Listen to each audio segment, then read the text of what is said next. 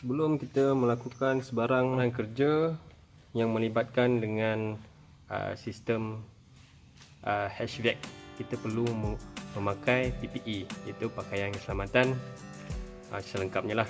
Okey, untuk mengendalikan peralatan yang menggunakan electrical, kita perlu menggunakan glove, okey, rubber glove, okey, untuk keselamatan. Okey, sebelum kita nak menghidupkan unit, okey, sebelum kita onkan unit, pastikan kita perlu membuat pemeriksaan pada distribution board, okey, atau DB.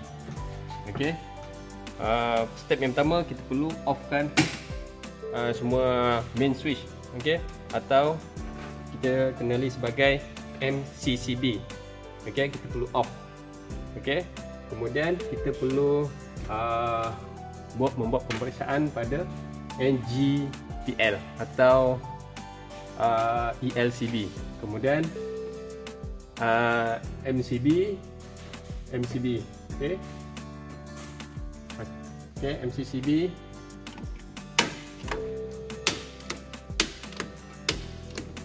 Pastikan sama ada wire tidak tercabut, okey, dalam keadaan yang ketat dan tidak longgar. Okey. Kemudian kita perlu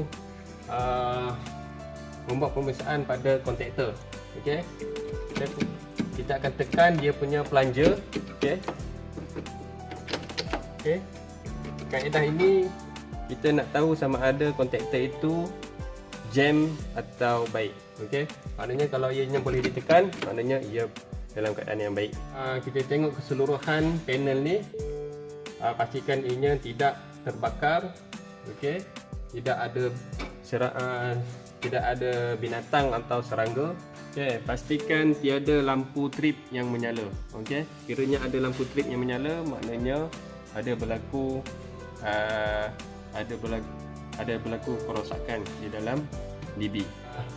Kita tengok terdapat 4 kontaktor di dalam DB ini. Okey. Okey, satu kontaktor untuk blower, okey. Kemudian 3 kontaktor untuk kompresor, okey. Kemudian ini adalah transformer, okey. Ini adalah overload, ini adalah timer. Sebelum kita menghidupkan unit water cool package, kita perlu menghidupkan terlebih dahulu cooling tower dan water pump. Okey. Sebelum kita onkan cooling tower dan water pump, kita perlu pastikan, okey, kita perlu pastikan semua valve, okey, semua valve pada pipe perlu dibuka. Okey. Ini adalah unit water cool package, okey. Kemudian ini adalah pipe, okey. Ini adalah butterfly valve. Okey, ini adalah butterfly valve. Okey. Ini adalah pipe supply, okey, water inlet atau water supply. Kemudian ini adalah water outlet atau water return. Okey. Pastikan valve ini dalam keadaan terbuka. Okey. Kedudukan ini adalah kedudukan valve yang terbuka. Okey, ini pun sama. Kiranya keadaan macam ini adalah valve dalam keadaan tertutup. Okey. Kemudian kita perlu pergi melihat keadaan cooling tower. Okey. Kita perlu melihat keadaan cooling tower. Pastikan cooling tower dalam keadaan yang baik. Okey. Contohnya paras air atau level air. Okey. Pastikan paras air mencukupi. Okey. Cooling tower ini paras airnya tidak mencukupi. Okey. Paras air yang mencukupi, paras air mestilah sama level dengan paras takuk ni lah. Okey, itu Okey, itu paras air yang mencukupi. Okey, kalau kita tengok di sini terdapat 3 valve pada pipe yang menghubungi cooling tower dan water pump. Okey, 1, kemudian 2, kemudian 3. Okey, 3. Okey, pastikan semua valve ni dalam keadaan terbuka. Okey, pastikan valve ini dalam keadaan terbuka. Okey. Kemudian kita tengok keadaan dalam cooling tower. Pastikan tiada sebarang benda yang boleh menghalang kipas daripada berpusing. Okey.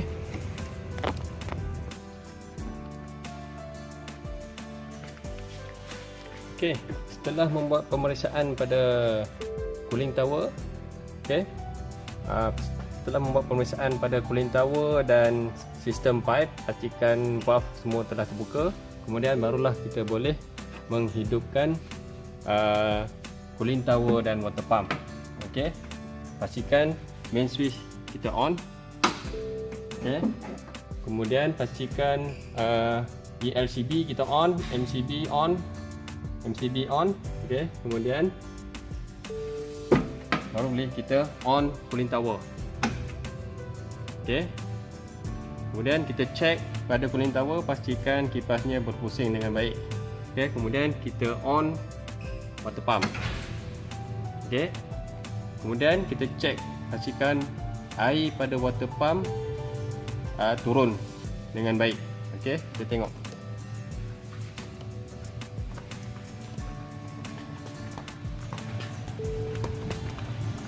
Okey, setelah kita onkan water pump, pastikan air yang turun pada cooling tower dalam keadaan yang baik. Okey, airnya turun. Okey, ini menunjukkan water pump berfungsi dengan bagus. Okey, kemudian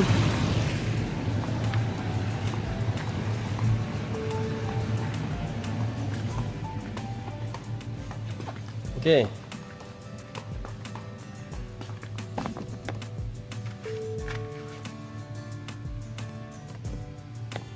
setelah kita onkan cooling tower dan water pump, okey, kemudian ia akan memberi satu signal, okey, memberi satu signal pada timer, okey, di mana timer akan blinking, okey. Kemudian apabila timer sampai pada masa yang ditetapkan, ia akan memberi laluan kepada kompresor. Okey. Okey, sementara itu kita boleh untuk menghidupkan kompresor. Okey. Kita perlu onkan main switch. Kemudian pastikan kita dalam keadaan on. Kemudian kita onkan blower. Okey. Sekarang ni blower sudah berfungsi. Okey. Kemudian kita tengok. Okey. Timer masih dalam keadaan running. Okey. Kemudian blower telah berfungsi. Kemudian kompresor masih belum berfungsi. Apabila masa telah ditetapkan telah sampai, kompresor akan hiduplah. Okey. Okey, starting, kemudian starting running. Okey, kompresor telah hidup. Okey. Okay, sekarang kompresor telah hidup, kemudian angin yang keluar pun telah mulai rasa sejuk. Okey.